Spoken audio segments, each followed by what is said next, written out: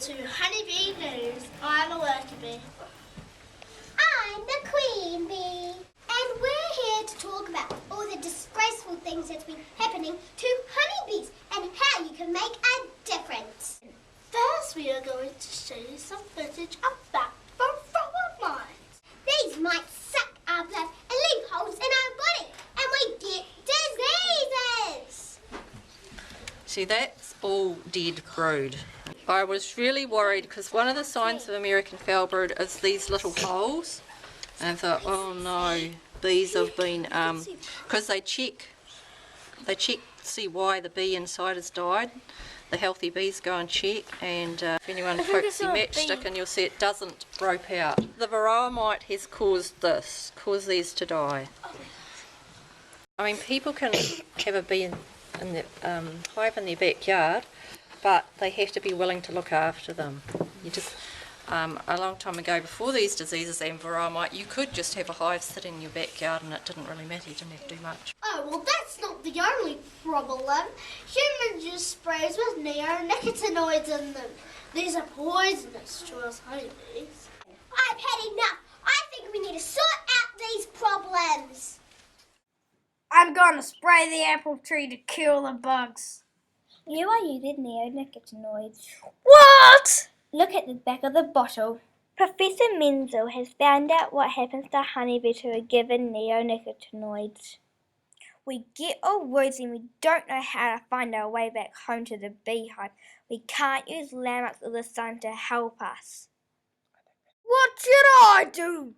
Do not spray on windy days. Do not use sprays with neonicotinoids. Look under before you spray. Read the instructions before spraying. We also get eaten by birds, spiders, prey mantises, and eaten by wasps. Wasps? Did somebody say wasps? Guys, move out. Honeybees are very important pollinators. Without us, you won't have a lot of food to eat. There will be no chocolate, no almonds, no lemons, no apples, and no kiwi fruit. About 1/3 of food is pollinated by honeybees. At about 20 days old, worker bees go scouting for nectar and pollen. They use their proboscis, their tongue, to collect nectar. Honeybees smell with their antennae. They have hair on their bodies that attracts the pollen. This honeybee is scraping the pollen off her legs. They should store their pollen all around there, and then they have the brood in the middle, and then they go and get it. It takes about 12 honeybees to make 1 teaspoon of honey. This is a honeycomb full of honey. It's heavy. Welcome back to Honeybee News.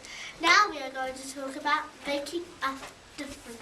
Let's buzz over to visit a school who are making a bee garden for us. We made cupcakes and soaps to raise money for our bee garden. This is where we're going to plant our bee garden because it's very, very sunny.